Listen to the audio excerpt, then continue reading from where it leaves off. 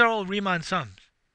If you analyze and break these physical ideas into small pieces, it becomes a Riemann sum, just like the construction problem I showed you. All right. So density and mass. First, to make it simple, we approach the situation with uniform density, and then from that uniform density, understand the non-uniform density, and non-uniform density, that's where the Riemann sum is. Uniform density, there's no Riemann sum. Okay? So let me explain the idea. 5 minutes. I'll do that. All right, here is a rod. In general, the density problem doesn't have to be in rod. It could be just little giant potato, and then think about density in everywhere. But because it's one variable calculus, it has to be one variable thing. So if you enter the potato, it's like position in three-dimensional space. So that's a Calc 3 problem. So in Calc 1, it's one-dimensional. So they make it simple like this. It's called linear density. But I'm going to start in typical way here. This face here has the area A, and we assume across that entire thing, that cross-sectional area A never changes. Right? So what we mean by density here, so if you sample up to here, its length is x, whatever the unit is, and there's a volume, little volume there. V is the volume. It's a cylindrical shape, so base times height, right? Base is the circular area A multiplied by x. That's the volume, right? Fair enough?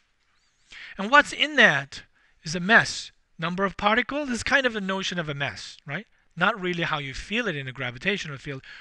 How much stuff is inside there in that length. That's mass. Grams and kilograms, that's the mass in there. So in that measurement, there's a mass in there. That's mass. Could be cubic centimeter, cubic meter, and things like that. So they think the mass divided by the volume is the density. Given cubic centimeter, how much of the mass is there from that sampling? All right? So that's the mass divided by the volume. That's the density, rho. I'm going to use tilde because it's constant, it's special, constant density. So you get this number out of that sample, right?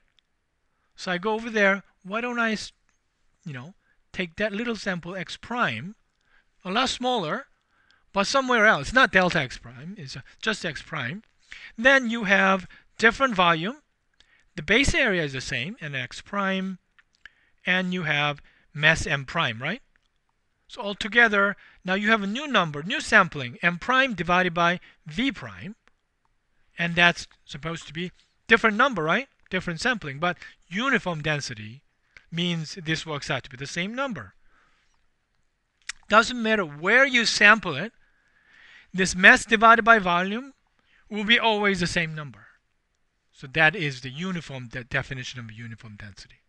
Doesn't matter how long and where, is the same thing. All right, so it is about the mass calculation. So let me rewrite it. M divided by V was A times X there, right? Does M changes as X changes? It does change it, right? So this is really M of X. But A does not change if you cut it like this. And that's rho tilde. A does not change, rho does not change, but mass changes as you take a longer piece. Of course, it's heavier. If you take a shorter piece, it's lighter, things like that. So mx changes as x changes. But A doesn't change. So they decided to look at it this way. Mx divided by x is easier. Why should we deal with this A? Never changes. So they put that A over there now algebraically. So what you see over here is a mass divided by length, not volume, right? But volume is the right approach. But they made it simple because of the shape. It's all about the length. So they changed this rho tilde, the actual density, to a simpler notion. Rho tilde multiplied by cross-sectional, and then mass divided by the length. So that's a linear density. So that's rho linear density. What's in the denominator? Not volume, right? Just the length. Because base area is common, so you can simplify like that. So that means doesn't matter as long as you have where you pick it, and if you pick certain length of x, and if you multiply by the density rho, you expect the mass of that sample. So let's rewrite it. How they really use it is this mass. If you have to have the density information, multiply by the length of a sample, multiply by the density, that'll tell you how heavy that is. It doesn't matter if you sample 1 meter here, 1 meter there, 1 meter there. As long as it's 1 meter, the mass of the sample is exactly the same because it's very uniformly distributed particles inside. That's a uniform density problem. Linear density especially. Density multiplied by the length tells you the volume, not the mass in there. All right? And that's how we start. And the next thing is that, all right, this is not really the uniform. There's more stuff in there, fewer stuff in there. And then if you sample it, then their masses are different because all the densities are different. So here we assume rho is a constant, never changes, right? But eventually, rho is actually changing in terms of where your location x is. Then it becomes a Riemann sum. The calculating the mass becomes a Riemann sum. And that's what we're going to do next tomorrow. Entering the non-uniform density, and for that we need a Riemann sum. Okay? So first I'm going to explain the meaning of this rho x and x points. Density is not uniform now. It's linear density at position is different. So that's one thing that I'm going to explain in here. Non-uniform density. So here's a rod. Could be thick. It doesn't have to be thin. But as long as it's a regular shape, if the cross-section is regular shape, that linear density makes sense. That what really matters is the linear part. So if you're here, that's the position x, right? Let's say that was a position 0 for simplicity. And position x, the position is not, it doesn't have a thickness, right? Understand, but the position is in our mind, it is just one point. The point does not have volume or length. But to make sense out of this density, rho x, we have to sample it. So let's say that sample in magnified view was like this. That was a position x. And we have to introduce some thickness, and it seems like the good notion for that one is delta x. Okay? So that area is A. So and the density is different here, and right next to that x, even within that delta x, the density will be slightly different. So their idea is if it is thin enough, probably the density doesn't change dramatically if you assume it is a continuous and something. So we're going to use this volume, very small volume there, right? It's A times absolute value of x. Not absolute value, the delta x. That is the volume of that. And volume multiplied by uniform density is what we're doing. But it's not uniform, but it is small enough so that it does not change that much. So how about mass of this thing that we are calculating, small piece, is not exactly correct, but if you multiply this volume by its density tilde at that position x, the actual density. And that's probably correct measure, right? But that's what they're using, but I think I forgot myself on what this to explain the meaning of this one. So what is the meaning of the density in here, if it is not exact, is that at that position, if you take the mass m, that mass of that thing, and this volume of this thing, A times delta x, where A is never changing, even doesn't matter how small this delta x is, A is always there, right? So I'm going to set aside because it doesn't really matter. What really matters is that m and divided by delta x. This one is not exactly rho x, rho tilde x. Rho tilde x is the density at position, and this one is a little bit with the thickness introduced. So what would be the good relationship between density, the usual density at that position x, and this quantity what symbol do I have to put it here? This is a good symbol. approximately equal, but there is a better symbol, calculus symbol, maybe arrow, right? This quantity will approach that is the notion of the density at a position. As what approaches what? You know that part? If you sample in smaller and smaller, right? Smaller and smaller. So delta x approaches 0. If you sample it smaller and smaller, the mass will be smaller and smaller, right? So I use this notation 0 bar. I mean this arrow. It means it's not 0, but it's approaching 0, divided by this one in here. Delta x also approaches 0, right? So what is the name of this quantity? A quantity that is approaching 0 divided by a quantity that is approaching 0. Undefined is not the answer. Nope. It's called indeterminate form. This one, with this much of information, you have no conclusion. Inconclusive. This is not sufficient information to conclude about anything. So case by case, it may approach the rho bar. That's exactly the case, right?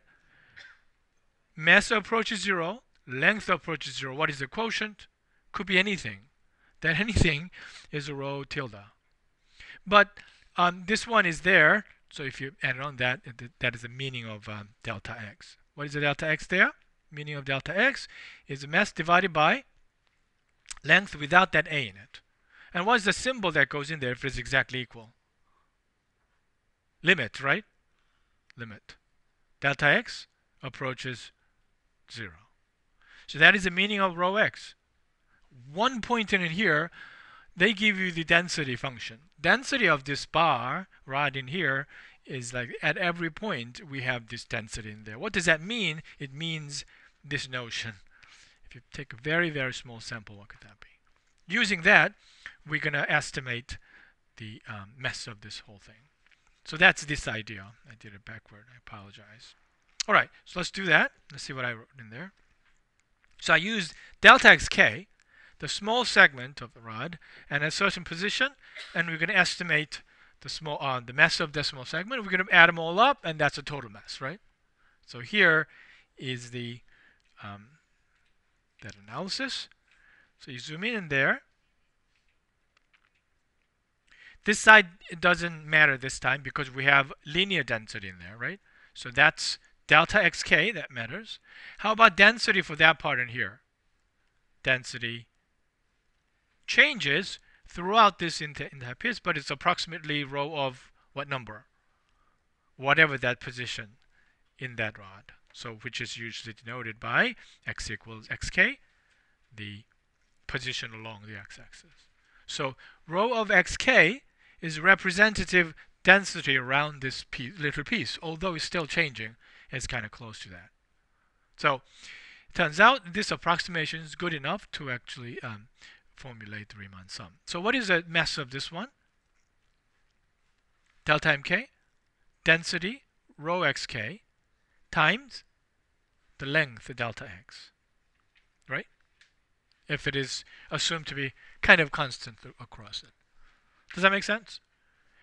Mass divided by that line length, that's the density. So if you multiply back, and that's the total mass. That's the mass of a little piece. So how are we going to calculate the entire total mass of this entire rod? We're going to add them up, right? This each of the piece, k going from 1 to n, if I divide it into n pieces, and you replace that mk with k going from 1 through n. What is it? Rho of xk. Seems like something that only depends on position xk multiplied by delta xk. That's what? What is it called? Riemann sum, right? So what is the next symbol? Not equal, right? Riemann sum is not equal to the following thing but arrow approaches, right? Where does it approach? Integral. It is set to now for convenience 0 to something, but it depends on how you embed this one into xy number line. So it's going to a to b. Rho xk changes to rho x times the dx. Does that make sense? Dx stands for little delta x. So in this entire Riemann sum application, something is multiplied by delta x, something is multiplied by delta y, something is multiplied by delta t, time segment, things like that, right? That's where the Riemann sum kick in.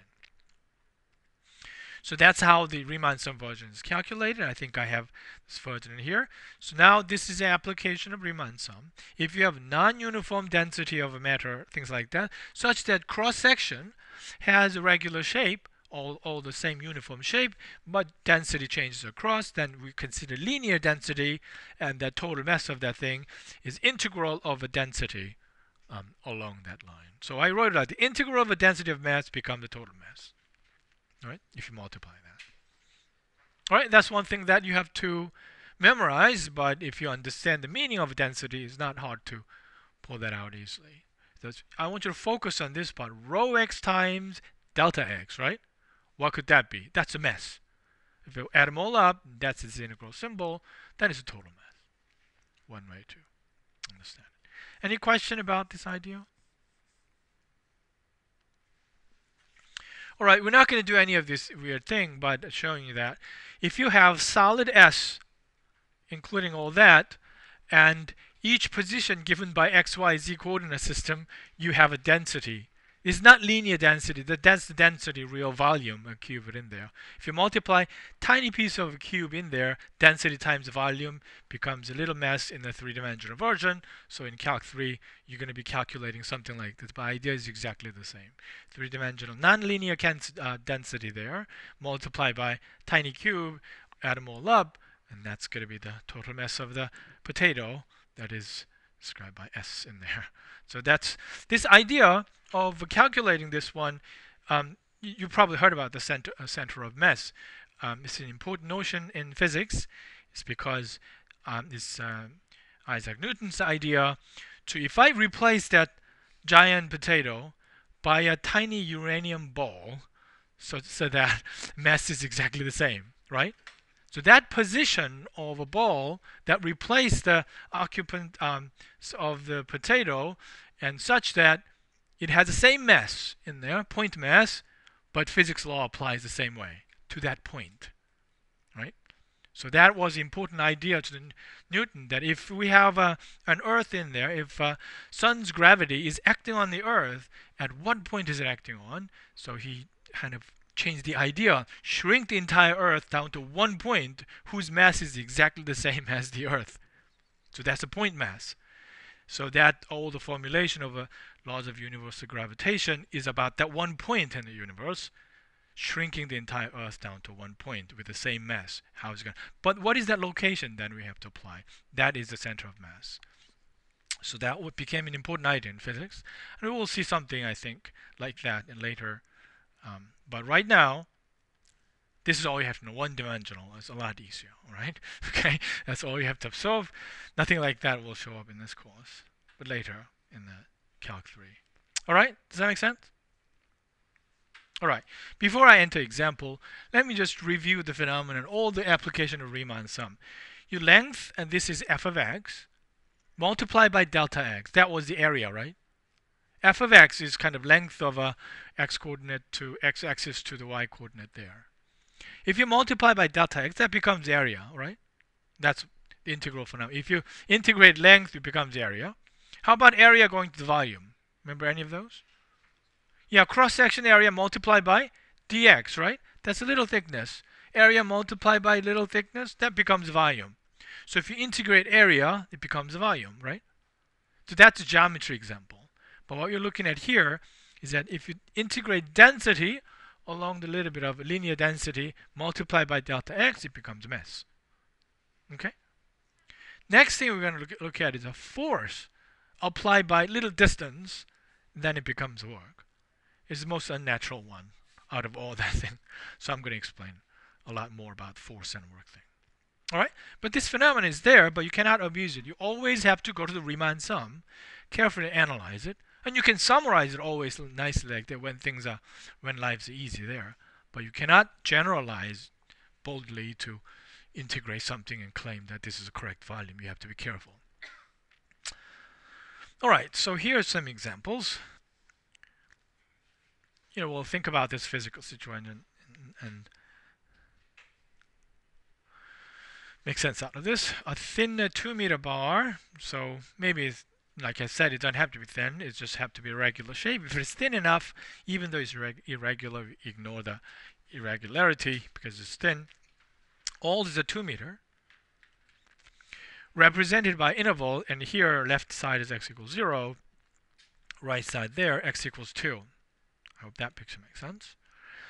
It's made out of an alloy whose density in units, whatever that, well, this indicating that here in that matter, in this part of that matter and that part of the matter is not regularly distributed. Maybe, it's irregular. So density might be different. Just so kilogram per minute. And it's given in a minute, so it's good, right? Yeah. Given by rho x equals 1 plus x squared. And what is the mass of the bar? So when in this location in here, x equals 1, what do you expect that at that location the density rho is? 1 plus 1 squared. That's the formula.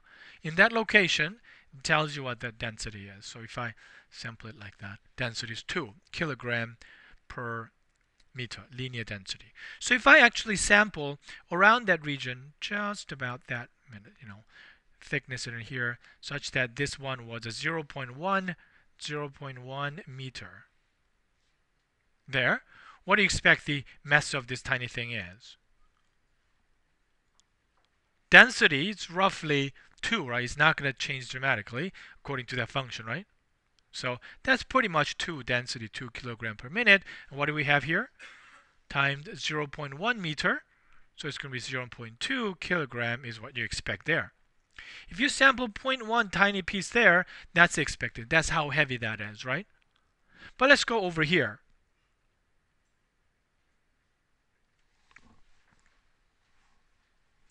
Over here, what is the density around that x equals 0? 0 is roughly 1, right? So if I sample, same piece is 0.1 meter there, density is 1, so mass there is a density times 0.1 meter, so therefore it's a 0.1 kilogram is how heavy. If you sample the same thing, 0.1 meter there, that's how heavy it is. Here is heavier, right? Because the density is higher. If I sample this one, that's going to be density 5, so it's going to be 0.5 kilogram. So as you go to the right, it's getting heavier and heavier, even though it's the same shape, right? That can happen. It's like empty thing, and then there's a little candy bowls are in there. It happened to be all happened to be one side, and then if you, oh, this is heavier. That's exactly what this thing is, right? Does that make sense? Yeah. Food works, All right. Do you think you can calculate the total mass of this stuff? All right. So what is the total mass in there? M. What was the formula? Integral formula, right? Integral formula along this axis. Here's a dx in there, correct? What are we integrating for total mass? Density, right? If you integrate density times the little delta x, becomes the little mass in there, piece mass. So rho x. So how about this range here? Where does it go? It's 0 to 2. That is our main variable, 0 to 2. That's going to be the total mass. Does that make sense? All right. So what is rho x? 1 plus x squared dx. That's going to be total mass. So what is it? X plus 1/3 x cubed, 0 to 2. Right? So let's end it. Here's a 2. 1/3 of 8. Is this right? 2 is 2. Right. So 3, 6 plus 8. So it's a 14. Little less than 5 kilogram altogether. Does that make sense?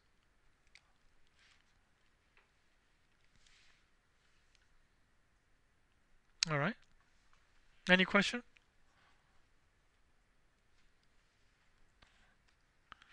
You don't seem too happy about this whole thing. Is that okay? Any question about rho x? All right, good. All right, so that's the formula. I looked at all the problem. It's just like that. It's really easy. And all of my past Calc 2 students and said that put that in the